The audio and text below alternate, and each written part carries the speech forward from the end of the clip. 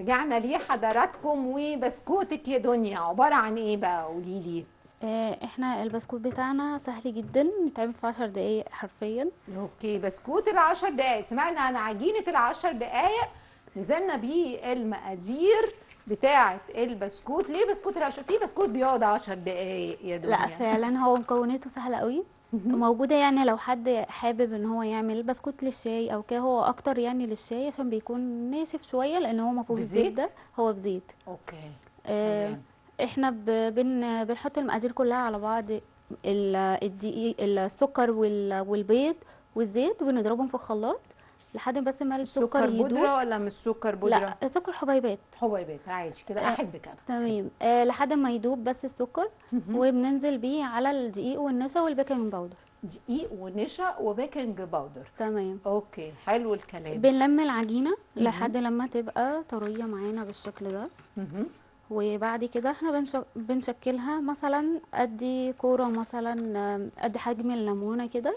تمام. ليمونه كبيره ولا صغيره؟ يعني وسط. كبيرة عادي، بص. لا، في ليمون كده لا يعني. مش لا، الليمون بتاعنا ماشي، الصغنون. ليمون اه المصري. يعني المقاس ده كده. تمام. وبنحطهم بنحطها في صاج. طبعا بنكون مشغلين الفرن قبلها بنص ساعة على درجة حرارة 180. مهم. وبنشكل العجينة ونحطها في الصاج. ممكن نعمل عليها أي شكل بالشوكة، مثلا ضغط بسيطة كده لحد ما تدينا شكل حلو. اوكي. وندخلها الفرن. بتقعد تقريبا ربع ساعة، ما بيطولش. يعني هو فعلا لو حسبناها كل الوقت على بعضه هتلاقي نص ساعة. بسرعة بقى مع دنيا طلع البسكوت فورا اهو. تمام. تسويتك حلوة ده للبسكوت، شكله. طالع لونه حلو من فوق ومن تحت، مم. فكده ده ربع ساعة 180.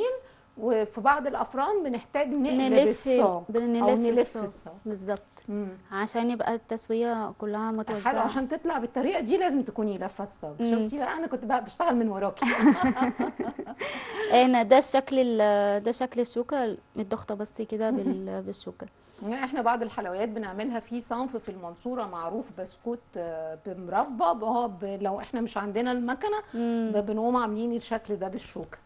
حلو جدا، حلو جدا. بسم الله. ده صنفنا بقى. نطلع فاصل ونخرج لدنيا بعد كده ترجع تقدم لنا الحلويات اللي هي عملتها. والحلو دايما بيعمل الحلو. تابعونا.